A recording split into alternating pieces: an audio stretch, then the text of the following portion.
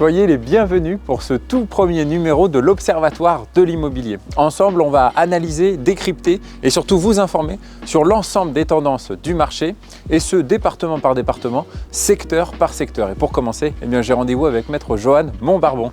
Salut Johan. Salut Alex. Comment vas-tu? Ça va bien. Fraîchement, hein? Fraîchement aujourd'hui. Hein. Il fait pas très chaud. Alors écoute, la première question que j'avais envie de te poser, comment s'est comporté le marché de l'immobilier dans sa globalité? Alors la tendance pour 2023, c'est une contraction des volumes de vente. D'accord. On devrait atteindre à la fin décembre 910 000 transactions, soit une baisse en une année de 18%. Ah oui. Et une telle baisse, on n'en a pas connue depuis une dizaine d'années. Bon, bah écoute, pour décrypter tout ça, je te propose qu'on prenne le temps de se mettre d'abord au chaud. Bien d'accord. Allez, on y va.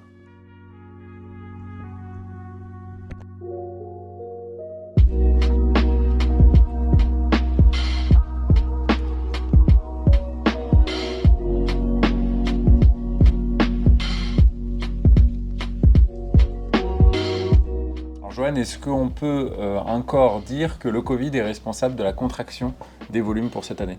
Oui, de manière indirecte, en fait, parce qu'à la sortie du Covid, au cours des années 2021 et 2022, on a connu une euphorie complète des transactions, qu'on n'avait jamais connue depuis que les statistiques existent, puisqu'on avait atteint en 2021 1 200 000 transactions et en 2022 1 100 000 transactions. On a nécessairement un moment de calme. On savait que ça allait arriver, on ne savait pas à quel moment ça se produirait. Donc là, on peut dire qu'on est de retour à la normale. On est sur un retour à la normale, exactement.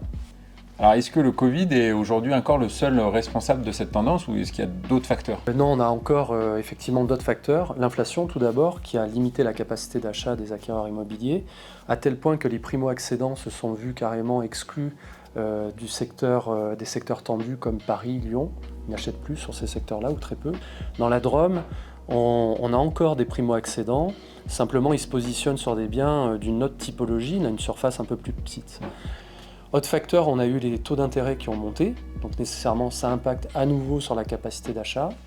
Et troisième facteur qu'on sent depuis septembre à peu près, c'est de l'attentisme. C'est-à-dire que les acheteurs attendent une baisse des prix. Alors du coup, Johan, est-ce qu'on peut enfin s'attendre à une baisse prochainement? Alors sur les statistiques qu'on va vous présenter à travers les différents secteurs drômois, on ne va pas vous montrer des chiffres fortement en baisse pour deux raisons. Parce qu'ils sont calculés sur un prix médian, qui lui en fait est la moyenne des prix, on va dire la médiane des prix qui a été pratiquée sur le marché immobilier. Donc ça c'est fonction de ce qu'on achète. Si on achète des produits de meilleure qualité, ou de surfaces plus petites, parce que les surfaces plus petites au mètre carré vont coûter plus cher, on va avoir un positionnement de prix un peu plus haut, alors que les prix peuvent être en contraction. Il y a un autre phénomène aussi, c'est que les statistiques qu'on vous annonce, c'est des statistiques qui sont annuelles. Or, la contraction des prix, et là l'unanimité des intervenants de l'Observatoire pourront vous le dire, la contraction qu'on ressent, ça a démarré au mois de septembre et ça s'est accéléré en fin d'année. Donc on va commencer à voir ces chiffres à la négative à partir de début d'année 2024. Et ça se révèle notamment au moyen de l'indice des prix, qui est l'outil le plus fiable en matière de statistiques immobilières, mais qu'hélas on ne peut vous présenter qu'au niveau national ou départemental, parce qu'on n'a pas d'éléments infra-départemental là-dessus. Alors au niveau national, on constate, lorsqu'on regarde cet indice des prix, une baisse de 1%, et au niveau départemental, pour les appartements anciens et les maisons anciennes, on a une baisse de moins 1,8 et de moins 2,4%. Donc la contraction commence. Alors après le marché de l'ancien, sur le neuf, ça se passe comment?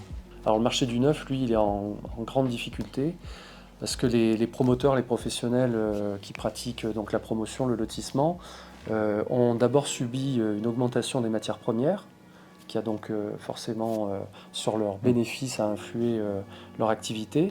Et aujourd'hui, ils subissent, comme dans l'ancien, une baisse de volume d'affaires. Et donc ces deux phénomènes conjugués, ça rend ce secteur-là particulièrement fragile.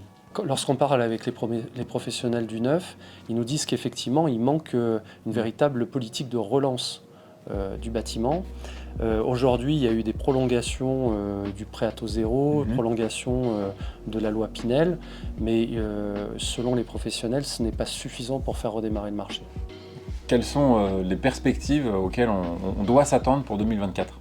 Alors pour 2024, on peut espérer qu'avec l'ajustement des prix qui commence à se contracter, l'ajustement des salaires, puisqu'il y a quand même des augmentations de salaires qui se produisent, on peut espérer qu'une relance puisse arriver au printemps. Merci à vous de nous avoir suivis pour ce premier épisode de l'Observatoire de l'immobilier dans la Drôme. Et puis, Johan, dans la Drôme, il y aura aussi d'autres épisodes à suivre.